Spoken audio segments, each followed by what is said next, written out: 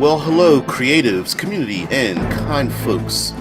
Welcome to the channel RPG with DBJ. I am your host, DBJ, and welcome to this special week where we get to discuss and honor and enjoy the presence of the short and influential life of one Chadwick Boseman, who plays most notably the character Black Panther in the Marvel Cinematic Universe, and has blessed us with a number of creative and explorative characters, most notably within uh, very powerful within the African American community, but the world at large in terms of his creation. And so I thought, in our own way here, specifically in the tabletop RPG community, that as creatives and as people who gather together here on the channel, uh, broadcast live and direct on Twitch, YouTube, and our own Discord server, that we would have we do something pleasant, something to give us a smile, and let's talk about the fictional country of Wakanda and all the characters that are in it, in the context of the king of Wakanda, the Black Panther, and maybe even the passing of such a great hero.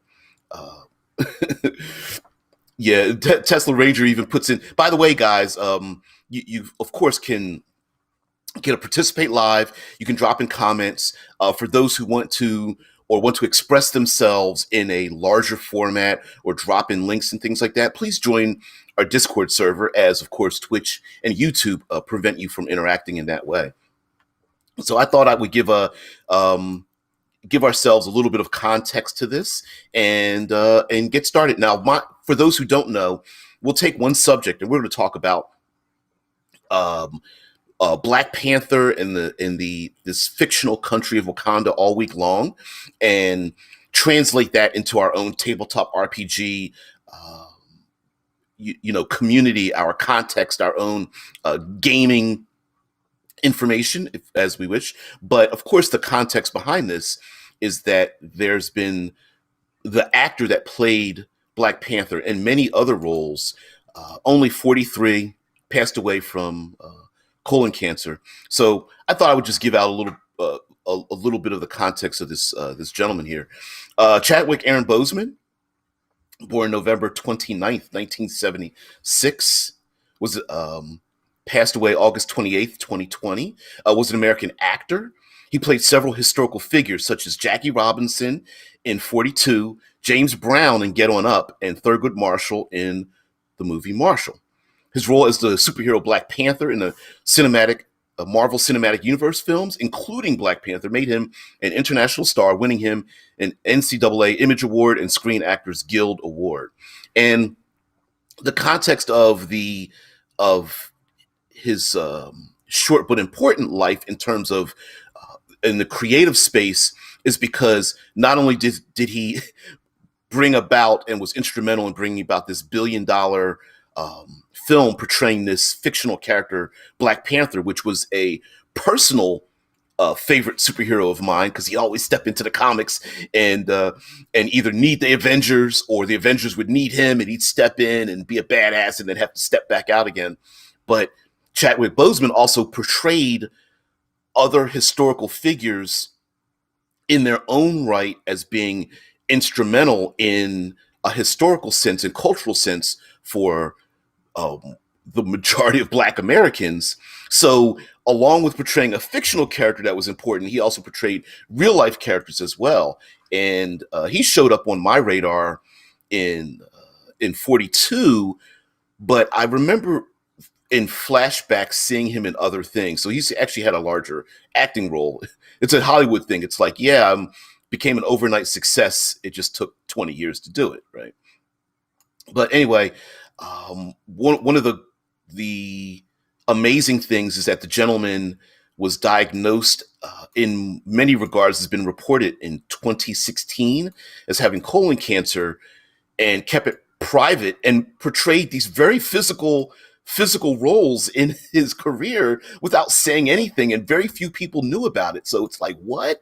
I mean, even in the movie like 21 Bridges, which critically didn't get a lot of attention, he's running around like a New York cop who hunts other cop killers and shut all the bridges down. And it was like a thriller chase or whatever. And many of the roles he's done in the movies have been very physical. So that's part of the context of honoring his real life that we bring into this creative realm. This maybe we fictionalize this individual who, in many ways, he's portraying as it's like a parallel of the fiction and the originality. Now, getting into yes, getting into the chat. Sorry about that, guys. I want to get back in the chat. So here we go. Rickard says, who gives the Wakandan salute? Absolutely. Says, wait, when did they start filming Black Panther? Yeah. No, when did they start filming Civil War? If I'm not mistaken, I believe because his first introduction was the filming of Civil War. I believe at that time, or maybe before that, he was diagnosed with colon cancer and continued to play those roles. And Cameron says, yeah, rest in peace, Chadwick Boseman, Wakanda forever. I always loved the Black Panther's appearances in X-Men comics. Yeah, in many ways, he was like comic books has this history of having the mysterious good guy show up to do a thing or to be the quest giver, right? They're the inciting event. And Black Panther had always been that character that like knocks on the front door of the superheroes and they all like spitting out their coffee like, who's that? And then he shows up and he's like, I need you for this mission. Or he shows up conversely shows up and is like, you guys are wrong. I'm here to stop you from doing this thing. And they're like, what? Huh? And of course, his presence is very important. One of the most controversial things in Black Panther's, the fictional character's history, was he defeated Captain America and the Fantastic Four. I believe he beat the Fantastic Four to test his skills and then beat Captain America on the battlefield or something. And ever since then, like a lot of people were like all like butthurt about it. Like, we're not going to bring that up. Tesla Ranger says, puts in, for method acting, while working as T'Challa, he never dropped the character's accent due to worrying that he couldn't keep it consistent otherwise. There's a lot of actors that do that, that will keep an accent going or a behavior for method acting, again, for fear of dropping an accent in the middle of a scene, or they will, filming multiple scenes, the accent will go back and forth or in and out of it. Yep. Your all DM brings up Daniel Day-Lewis is known to be a deep method actor. Yeah. And the gentleman from Walking Dead, I don't remember the actor's name, nor do I remember the character's name. The sheriff from Walking Dead, he's not an American actor. He's got, I don't remember what country he's from, but he does the same thing. He uses an American accent consistently, on and off. Is he English? I couldn't remember if it was English or Australian. The two were competing in my head. But yeah, he does the same thing. So yeah, chat with both. Now, how you can go through biopsies and tests and chemotherapy and like not tell anybody, and other people look at you like, I sense something different about you, but I don't want to say anything. And like, what? That's wild. That's wild. Tesla Rangers puts in typecasting. He played a lot of historical figures who were usually pivotal to African-American representation. Jackie Robinson, the first African-American baseball player to play in the major leagues. James Brown, the first African-American musician to be inducted into the Rock and Roll Hall of Fame. And Thurgood Marshall, the first African-American judge in the Supreme Court of the United States. He also played Black Panther, the first superhero of African origin, whose film was the first one in the MCU with a black lead. Quite amazing if you think about it, because just being a successful actor in the first place itself, making enough to pay your rent is rare. To be the first individual to do a thing, and then to be typecast as the person who plays the person who other people who've been the first to do a thing is pretty remarkable. Um, yeah, Rickard says I can understand the accent. That is hard. Even takes me a bit to get into character when RPing. Luckily, I don't have to perform to get a paycheck out of it. Yeah, yeah, wow. Cameron says to me, Black Panther is Marvel's Batman and James Bond. Yeah, yeah, he is. He has powers, but he's rich and has gadgets. Boseman did a great job of interacting with the gadgets, especially the suit, suit kicking scene. Yeah, he. I have to admit, like when, and I'm not ashamed to say this, but I will say it.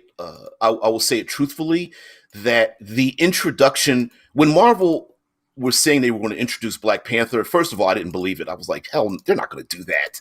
And then his introduction to Civil War. So many people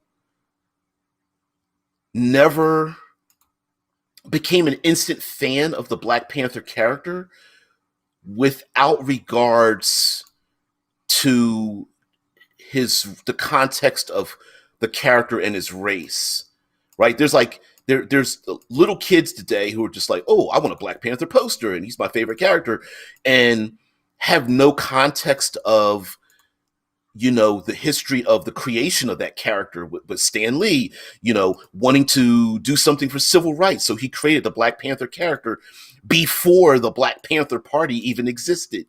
He wanted that. Stan Lee was pivotal in the creation of it. Stan Lee and Jack Kirby bringing that Afro futuristic character to life at a time when that was unheard of. It's crazy.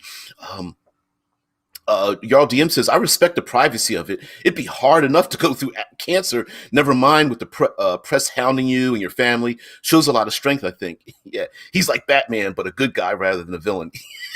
Wait a minute. But yeah, you're so right. Yeah, Black Panther's like you said, the James Bond and Batman of the Marvel Cinematic Universe and the comic book Marvel comic industry. He's like rich, he's powerful, head of his own country. He's physically intimidating, mentally, hyper educated from around the world. I mean, let's be honest. I've said this before. Is he a Mary Sue character? Hell's yes.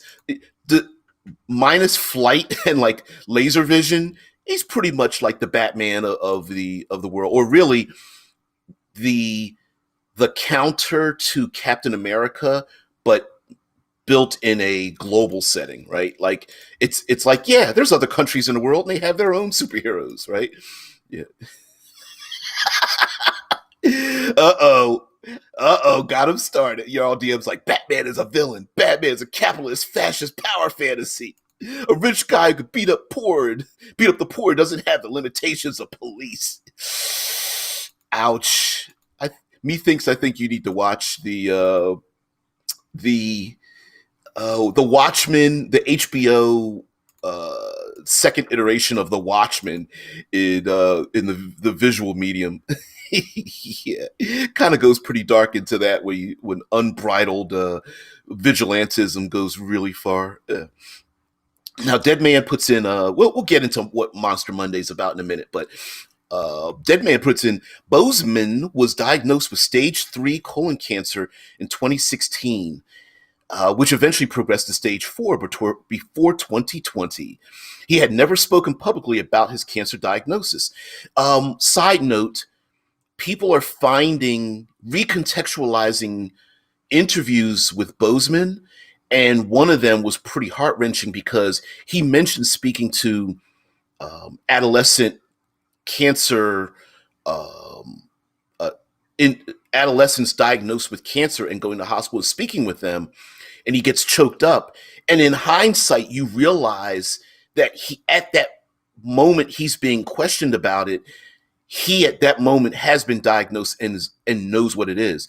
Also, I can imagine actors in these multi-million-dollar movies are for insurance, they have these very extensive medical diagnoses for them for insurance purposes.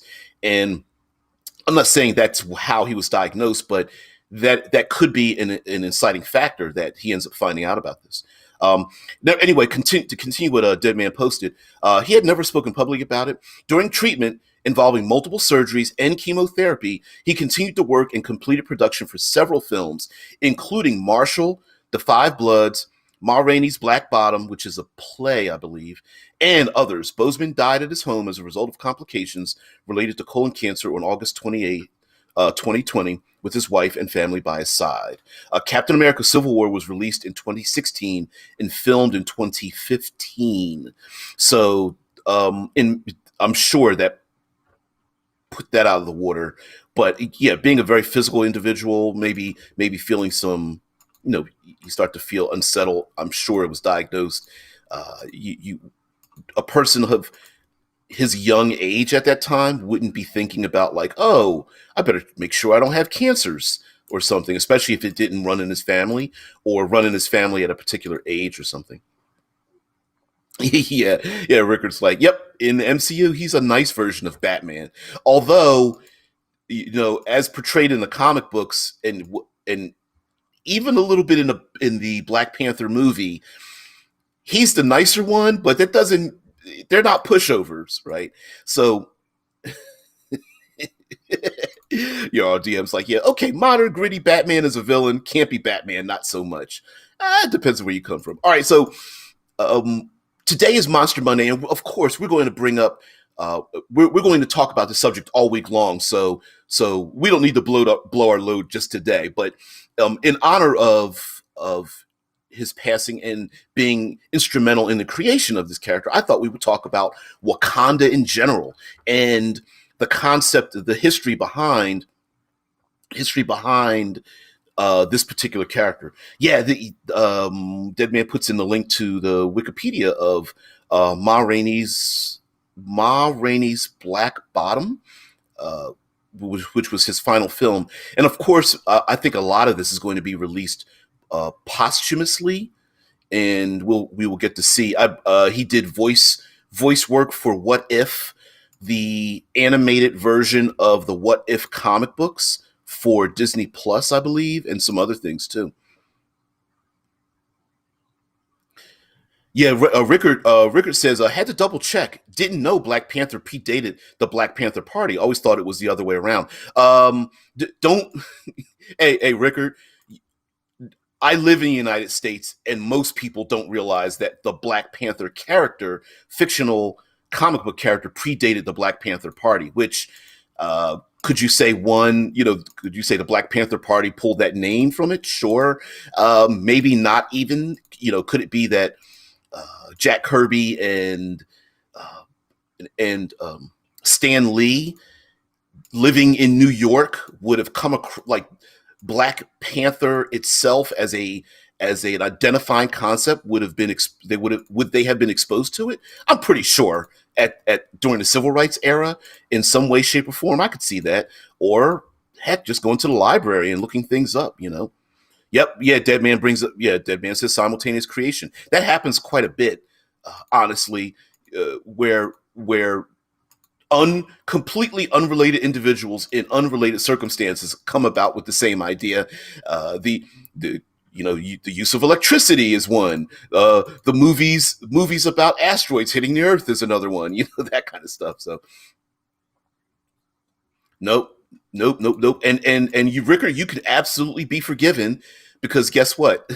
You don't live in the United States for everyone else who's part of this. Yeah, so yeah, you don't have to have that context. So all right, so one of the things as watching the movie, we're not, of course, I don't know why there would be a need for spoiler alerts here.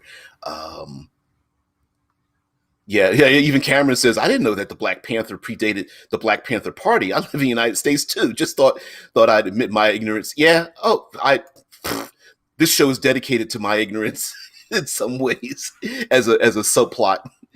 Um, yeah, you know what? I'm with you, Rickard. Rickard mentions, can we get more Wakanda? Would love a movie that centers around Wakanda without outside influences, just Wakandans dealing with Wakandan problems. And that's one of the the Black Panther comic book and Wakanda in general has always had these spikes and dips in its creative life, and many artists that have come to that comic book have had to figure out how to incorporate this fictional world. So, for those who don't know, and I'll pop this off of Wikipedia here, but just so that I don't stumble over too many of my words, Wakanda is a fictional country appearing in American comic books published by Marvel Comics.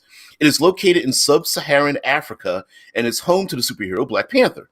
Wakanda first appeared in Fantastic Four number 52, July 1966, and was created by Stan Lee and Jack Kirby. Wakanda has appeared in comics and various media adaptations, including the Marvel Cinematic Universe, films Captain America Civil War, Black Panther, Avengers Infinity War, and Avengers Endgame. A highly developed country, Wakanda is the most technologically advanced nation on the planet. And side note, one of the arguments that people got butthurt about was that Shuri, Black Panther's sister, is the smartest individual on the planet.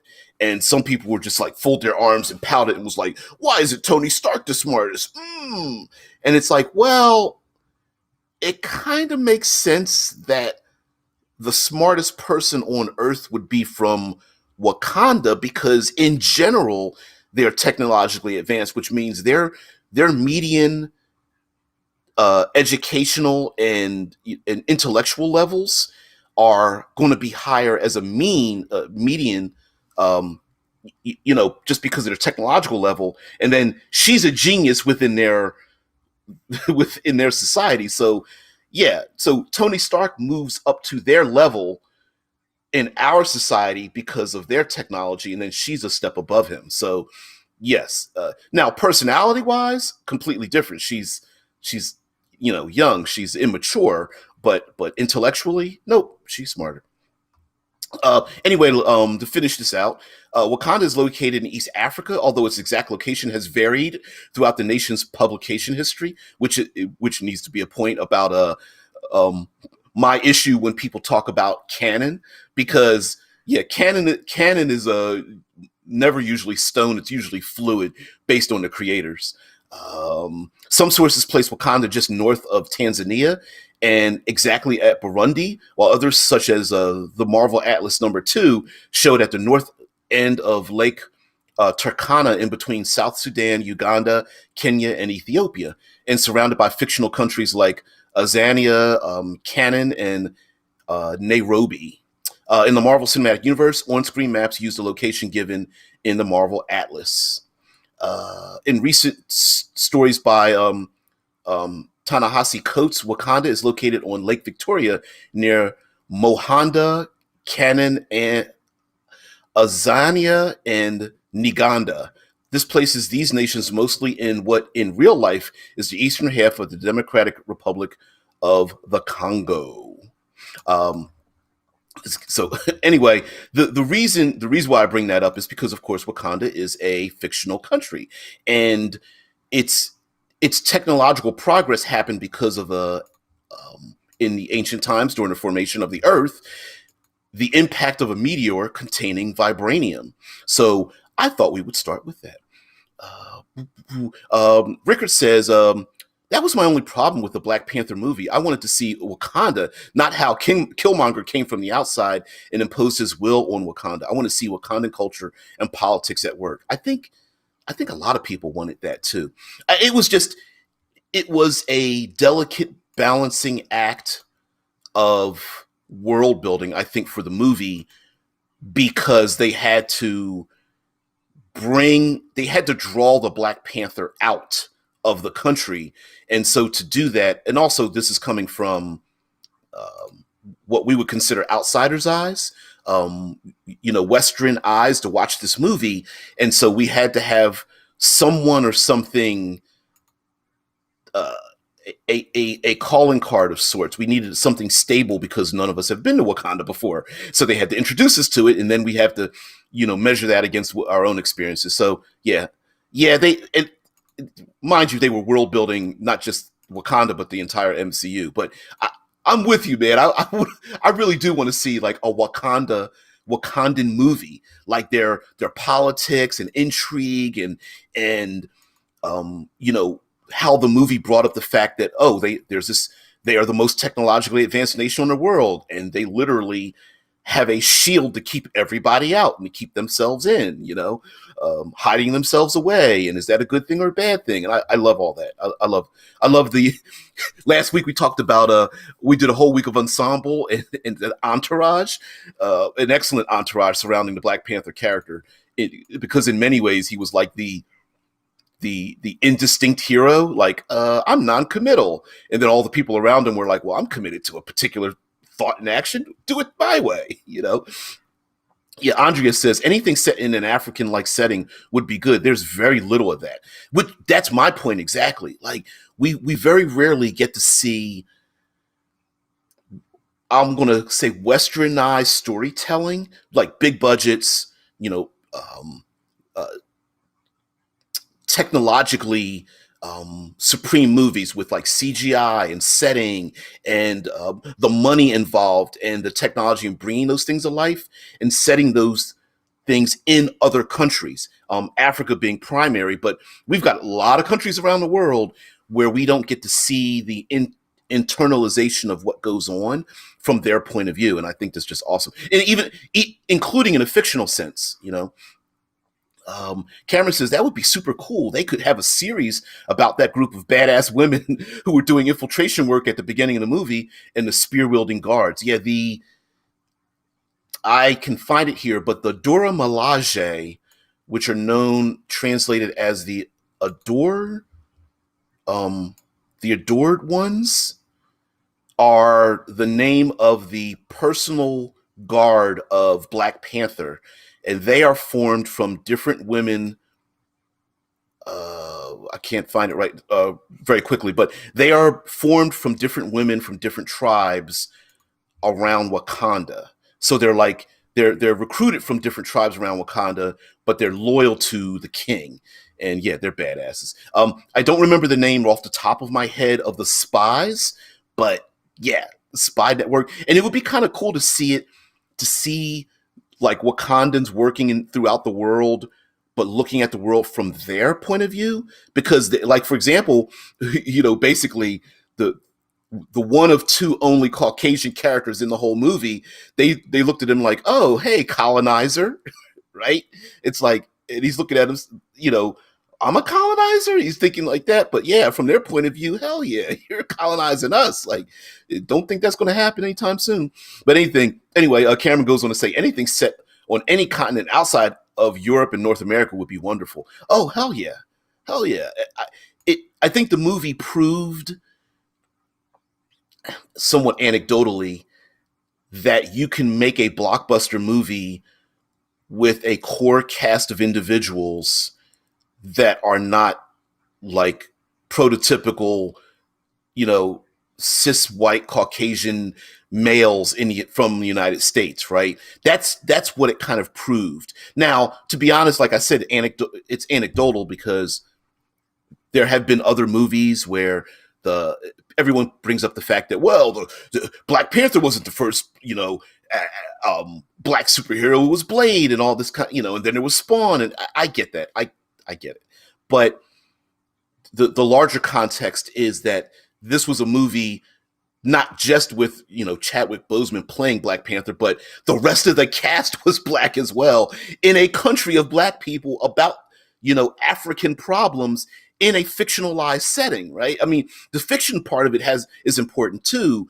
Like we have movies that talk about like documentaries, and we have real life stories, and we have dramas, but the fact that this was a science fiction story that was 99% through the eyes of Africans was pretty important. You don't see any other science fiction from the eyes of like any other cultures, really. Oh, they're Chinese astronauts going to Mars, or like, and it's all about China and the way they, we don't see that. We don't see, I suppose in anime you see Japan that way. So maybe I'm taking that wrong, but you get my point, right? It's from a different point of view. So I'm like that. Rickard says, to be fair, we don't even get much European views, let alone African or various parts of Asia. Yeah, we don't. It's usually the United States likes to. That's one of our biggest exports, right? Is entertainment, and it's always from, of course, the people who spend the most money on it. So, yeah, it's going to be from our point of view. And a terrible one most of the time at that. Jarl DM says, I'm also keen to see more M'Baku. Yeah, it's M'Baku. M'Baku, the gorilla lord with the Hall of Bones. That was rad. Yeah, the Jabari tribe, based on in the comics the white ape or white gorilla. I'm glad they didn't. They referenced it, but they didn't call him that. And I love the introduction of that character too, because his introduction was so like it was like intimidating and like very bestial during his introduction, but then you realize that here they give you this very I'll say stereotypical introduction, right? I'm the big angry black guy that shows up and is going to take down the civilized man, and then you realize that he's far more um, honorable and civilized, and even has a sense of humor far beyond what you get to see on the outside. And I like that idea because it also, for me, on a personal level, it is the okay. You don't know me, you see me from a certain distance, and then when you get to know me, it's like you go, oh, that there's one layer I should have looked a little deeper. And I loved his introduction as a character, a great character. Of course, people are all now speculating about the Black Panther 2 movie and such.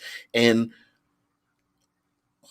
uh, one reviewer, a YouTube reviewer, I agree with them, says like, yes, many people are saying it's disrespectful to think about who would take over, play the main character of T'Challa, if at all, in the second Black Panther movie.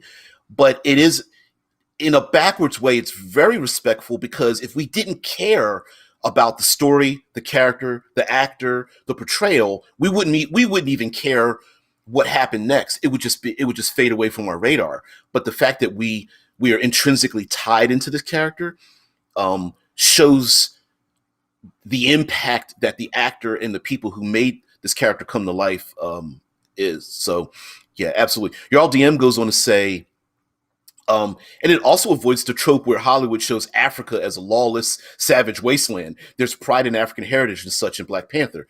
Oh yeah. That's the other thing I love too, right? Like, it was it became a $1 billion movie not because of the CGI, which was problematic. I'm gonna let you know. It's like, oh, you roll your eyes, like, okay, can we get past that last fight scene? Like, oh my god, okay, problematic in the best case, okay, but it was the portrayal of all the characters who had their own personalities. And sure, did they fit into their own pegs of having their own personalities by giving Black Panther these different by showing us, the viewer, these different points of view of this country? Of course they did. But they could have been really stereotyped too, right? Because Hollywood has a habit of like, oh, let's other them, let's make them savages. And it's like, no, they're just regular people walking around who have hopes and dreams and such, yeah, Deadman says there is or was plans to make another Wakanda movie centered around M'Baku. Yeah, some people were saying uh, Winston Dukes, the character who played M'Baku, could become the Black Panther. Some are saying, thank you, Deadman. Some are saying that his sister Shuri could take over. Others are saying maybe the second movie could be rewritten as the passing or disappearance of T'Challa as the Black Panther, and this becomes something new. So yeah.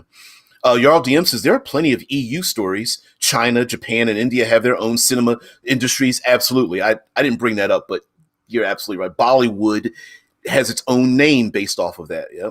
But African stories tend to either be white saviors or just a backdrop to American, European stories.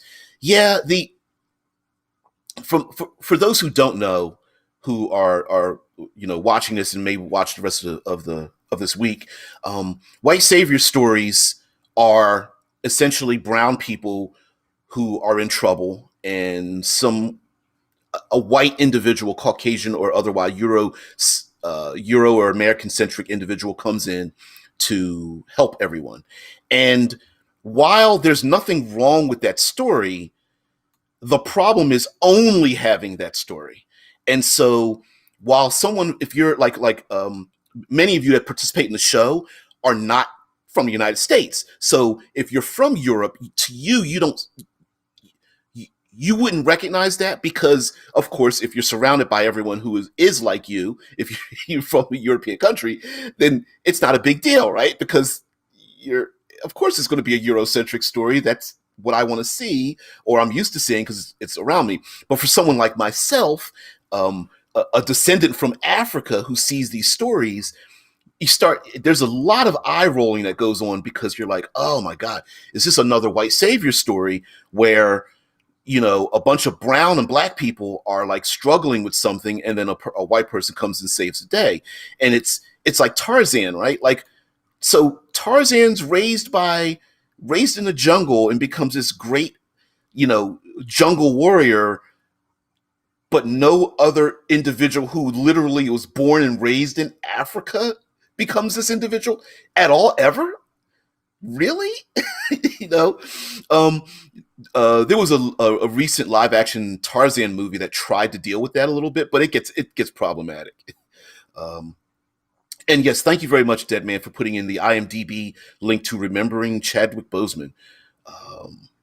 Thank you very much. So anyone who wants to or has joined the Discord or wants to join Discord, there is some other information there.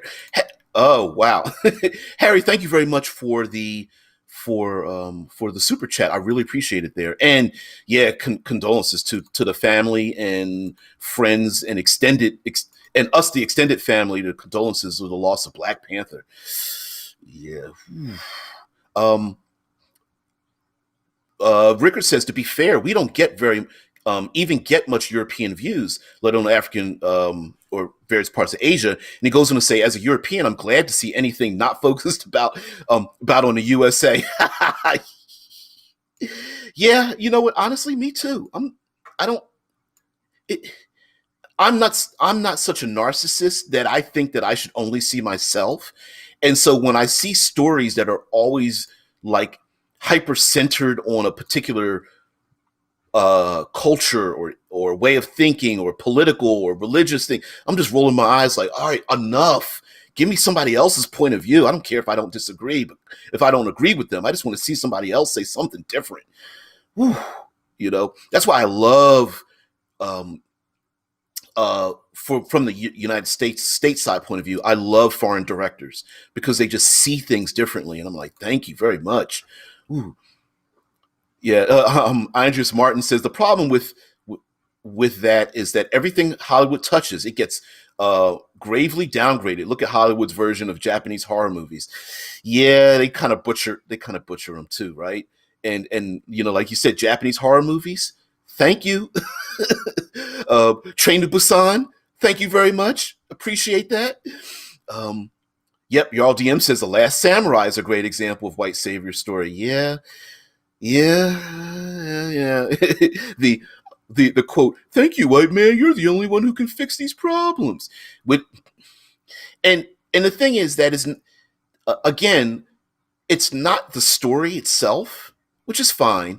It's only having that story that's the problem, right? I'm not a remove history individual. I'm like, just add to the voices, add to them. Cameron says, I've always believed unless a person has rabies, they probably shouldn't be called savage. The movie Mowgli showed me just how nasty that word was when I was at a young age. It makes so much distance. Yeah, that's, there's even in role-playing, in our role-playing setting, there is even a problematic problem with the word barbarian, because the word barbarian has never been used to describe I'm sorry, it is not only used to describe Conan, it's usually to describe anybody who doesn't fit into your culture, right? It's the othering of other people. Oh, we're civilized, those other people are barbarians. And every culture has done it and has continued to do it forever, right?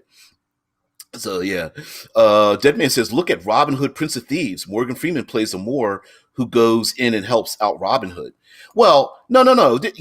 You're there's no what do you call absolutism, right? Like where the problem with, I guess, the supposed problem with like Morgan Freeman helping out Robin Hood is you can also flip things around too much, because there is this within the black community in the states. There's this something known as the magical Negro.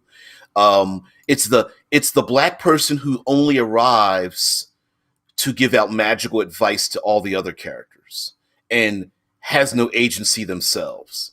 And that can be a problem too when it comes to storytelling. So yeah, of course, yeah, Robin Hood is a European. The story of Robin Hood is a European story. They added in Morgan Freeman because he's an excellent actor who happens to be playing a Moor. But how often do you see that? And it's not like Morgan Freeman was the main character who goes to Europe to solve European problems, right? He was a sidekick that's like, oh, hey, Robin Hood, let me just help you in your mission. You don't see that the other way around, right? So I don't. Ooh, I don't see it yet. I'm gonna. Maybe I haven't. It hasn't popped up yet for the Discord. Yeah, I haven't seen it yet, but I will. There, Harry. Not a problem. Ooh. Yeah, Rickard's like, yeah, I'm with you. Yeah. They added in Morgan Freeman because he's Morgan Freeman. Yeah, they sure as hell did. Yeah, it's like, oh, Morgan wants to be in the movie. Pfft, we're gonna make a character for hell's yes. Yeah. Hmm. Not sure about the. I'm not sure about the Mbaku slash Shuri incident. Um, im- if they had to fight for it, Mbaku would take her out, but he could be like, no, I'm gonna let her win.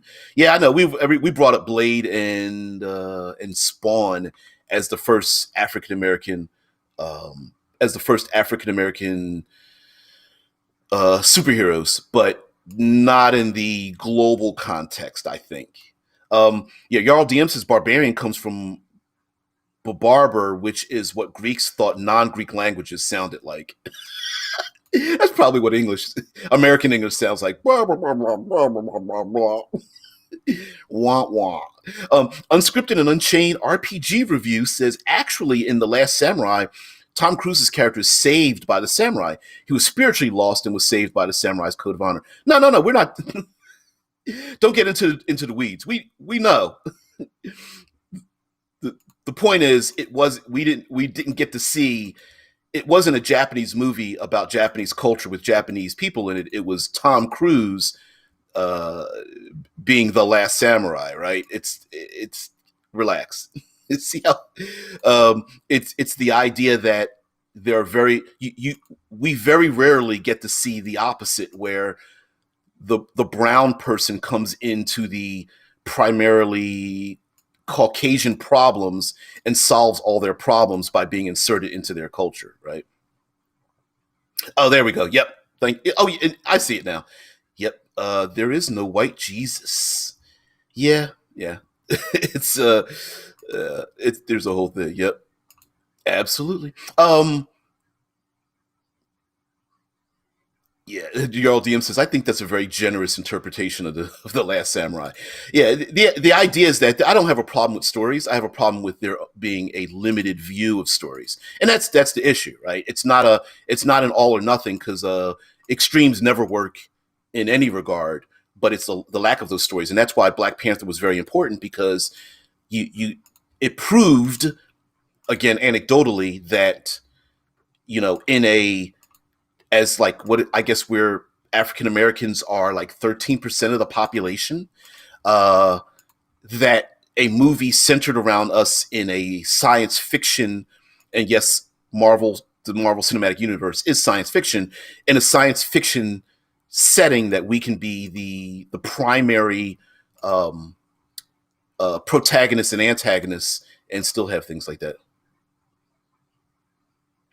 Oh yeah, dude, I'm with you right there. Yarl DM says, "Listen, I like that movie, but I think it's especially important to be critical of the things you like." Oh hell yeah, I love that movie too. I think Tom Cruise is a badass, and I mean he's a little cuckoo. I think in his personal life, but I think he's a badass, and I love that movie. And I love all the people in it. I think it was wonderfully portrayed. It still is it's still a white savior movie though. Let's be honest. You can love things and be critical of them. Like sports, people love their sports team and hate them at the same time, right? Yeah, yeah. I've seen that video before. Where Cameron says, "There's a video on YouTube that shows what English sounds like to non-English speakers. We sound like fools." Just search English to non-English speakers. Yeah, yeah. And the videos right now in the Discord, and yes, wah wah wah. It's pretty ridiculous, and I cannot disagree that we sound like that. Rickard says, "Doesn't oh okay, I'm sorry." Um, he brings up that quote, like quote, "Can we shoehorn in Morgan Freeman into this story? I think it might be a bit weird, but can we do it?" And it's just like, well, yeah, anything's possible. Do it. It's Morgan Freeman. Catch him before he walks out the door, right? Yeah, he's got that. He's got a gravitas about his personality. Ricker goes on to say, "Doesn't a white savior actually save anyone?" Tom Cruise did a bad job of saving people. Yeah, well, you get the point, right? It's the this movie or this IP won't work unless you have a you know cis white male as the lead. Is a Hollywood mantra, or has been for a very long time until proven otherwise, right? That's just been a thing. Even if it's a movie about something else, they're like, all right, well, we really need somebody else to be here. We need a chisel chin white dude to be the main character, and as a default, right? you know. Now, today's on Monster Monday we didn't really monster many things, except for the fact that when it comes to on a meta level, having like a in a creative sense, having a place where the main characters and the world they live in and everything that is surrounded about them isn't the best of the isn't the best of what the world offers, right? Yeah, your old DM says, yeah, the real monster is a lack of representation in Hollywood. Like a lot of detractors will say, I'm sick and tired of people trying to force diversity on me, not realizing that the agenda has always been to not make things diverse. Um, because if there was diversity, the population of the world is generally 50-50 male to female. Why isn't there an equal 50-50 male to female protagonists as main characters? Or if we represent between like 12 to 15% of the US population and a movie is made in the United States, why aren't we 10 to 15% of all media as a mathematical um, sprinkling, right? Um, mm, I I'm going to read the comment, but I don't quite understand the context. But I would love to. Harry says, I'm Romanian, defected in the '60s. Think what my BCT was like. I'm not getting that. So if someone can or Harry, please explain a little bit more for it, because it sounds important. Um, Dead Man says they had armored rhinos in Black Panther. Cool, right? Yeah. Next time you have a role playing game and the PCs are like, we need to find mounts. Okay, you got yourself a camel with some chainmail on it. We've got some rhinos with plate mail. We've got hey, here's a couple of giraffes with some studded leather armor. I said studded leather. You heard me. Yeah, a lot of that stuff. Ricker says, question: if you have the priest confidant trope character happens to be black, does that make it a magical black person trope? Only if you keep doing it, right? So yes, the answer is yes. Uh, be, because from the United States point of view, it's happened more often than not. There's always like um, white teacher goes into black school, black school has a black teacher that helps educate the brand new white teacher in the really bad school. White teacher saves the day, right? That's the problem. Um, yeah, Rickard says the question is what percent is any given demographing in the creative field in question, because that does seem to affect a lot of how a story is told. Um, oh, okay. Thank you very much, dear Harry. It says served in the U.S. Army to sir with love. I remember that. Y'all DM says you wouldn't have terms like token black person if diversity hadn't been repressed and pushed against since the beginning. Yeah, tokenism is the absolute wrong way to make things diverse. Tokenism, as a armchair description, is inserting inserting someone into a story simply because, like, through a mandate, or like, oh, we have to make sure we put this person in um, to appease the representation of other people without making that character a fully developed character. Yep. Yep. The black teacher into Sir with Love. What's another one? Oh, there's movies like Michelle Pfeiffer, Coolio. Wow, I can't even think of. Yep. Yep. The it's been. I've seen the movie, but I can barely remember it. Sidney Poitier in the ending. That's it. Dangerous Minds. That's it. Yeah, Dangerous Minds. There's a bunch of movies like that came out back to back about that. Like, oh, it's a bad school in the hood, and a character comes in. Although you do have stories like Coach Carter, a black coach that comes in and shifts things around. But yeah, it's unfortunately it's a matter um, of not just telling one type of story, but having other stories mixed in. Yep, Gangsta's Paradise. Now, sorry, Augustin Rodriguez says men and women make different decisions. When forced diversity is implemented, we have cognitive dissonance. Yeah, and now, mind you, without context, sometimes we might assume something is forced and it isn't. Much like the Morgan Freeman question, right? Like, was Morgan Freeman forced into Robin Hood, Prince of Thieves, or was Morgan Freeman a badass actor that's like, hell, I'm gonna make space for this dude no matter what, right?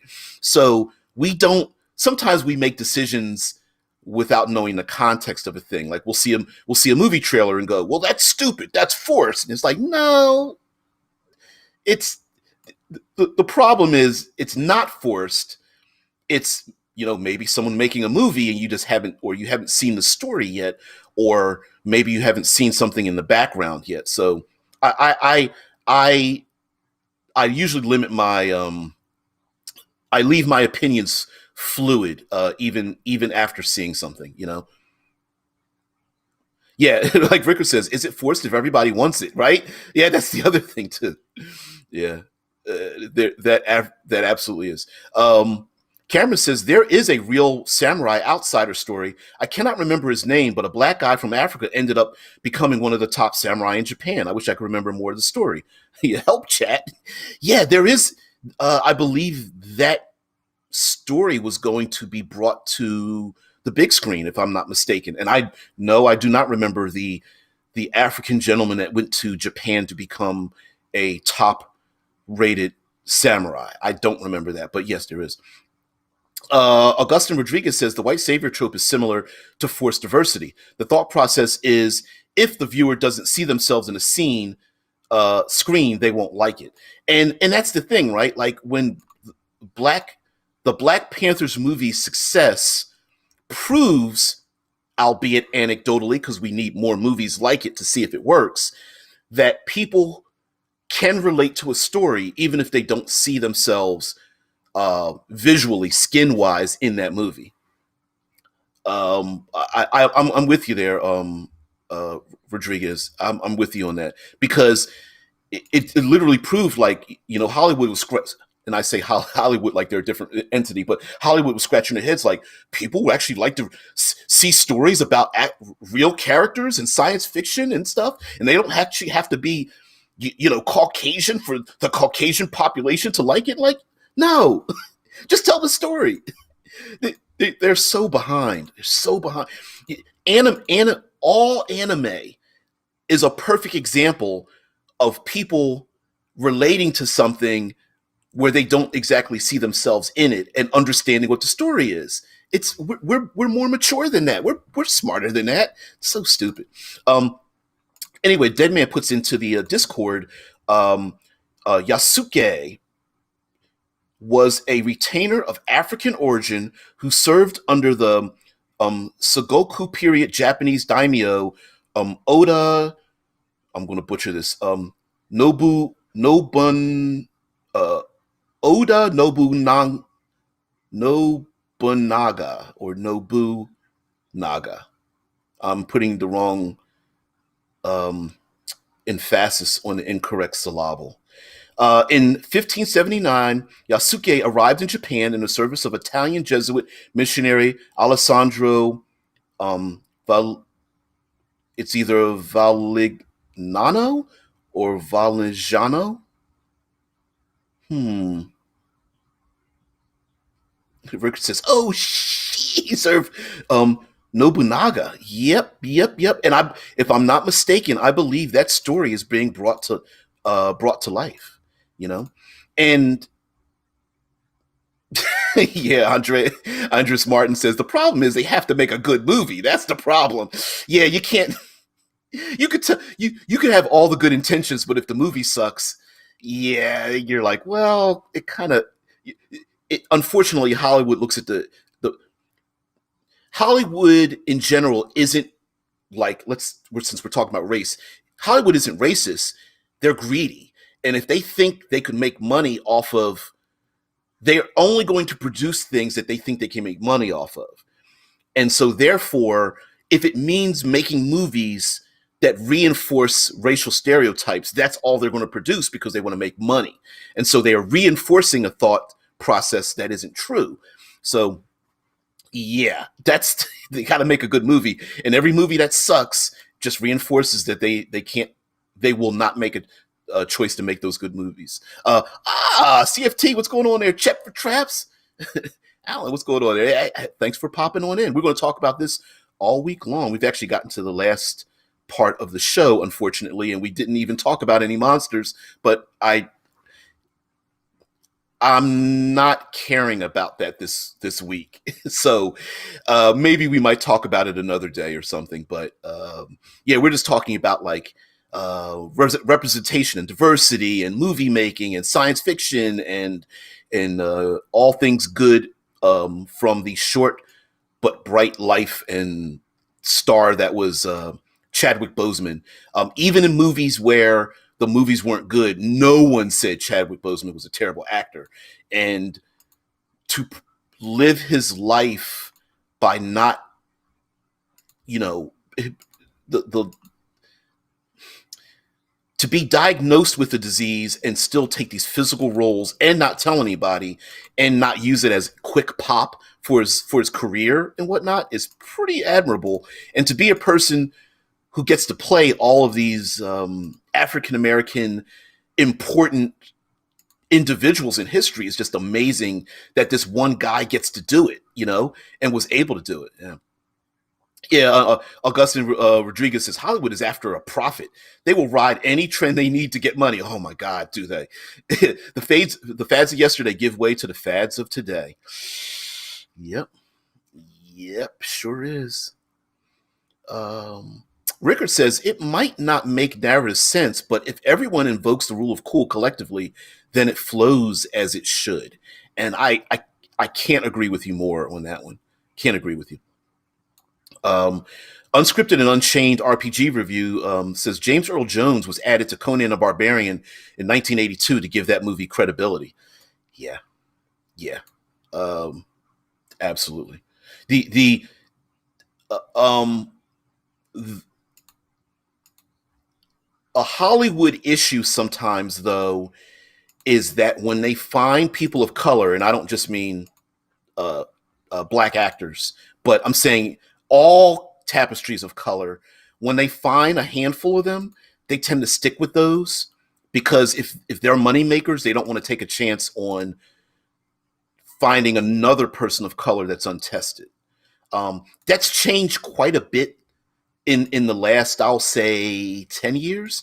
But for a long time, you had like, you could literally count on your hand the number of black actors, male, female, and other, that were in Hollywood getting consistent work. Very few people were picked outside of that, and some of them were so successful that they couldn't be picked on another, that weren't given any more jobs.